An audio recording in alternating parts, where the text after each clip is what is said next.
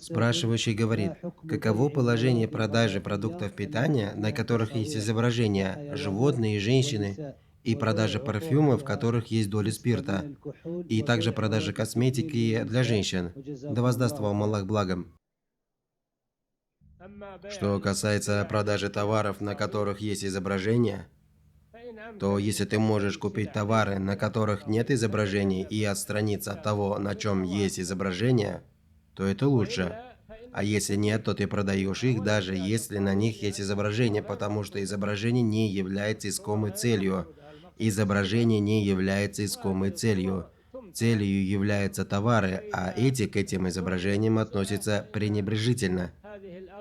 Если товары используются, то эти обертки или упаковки выбрасываются, и они не имеют никакой ценности. Их топчут, и они не имеют никакой ценности. Они не являются искомой целью продажи. Целью продажи является товар, это одно. Второе, что было? Он говорит, на которых есть изображения животные и женщины, и продажа парфюма, в котором есть доля спирта. Парфюм, в котором есть доля спирта, если он опьяняет. Если этот парфюм опьяняет, и алкоголики используют его и пьют его, то это нельзя продавать, потому что это опьяняющее, а опьяняющее запрещено и запрещена его цена.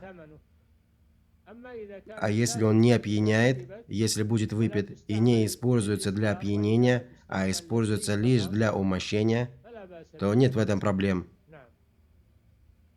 А продажа косметики для женщин, нет в этом проблем. Продажа порошков и вещей, которыми украшаются женщины, нет в этом никаких проблем. Но если она использует это запретным образом, выходя в этом на рынок и выставляя себя на показ, то этот грех уже на ней. Если она скверно использовала его, то грех на ней, а на продавце нет греха.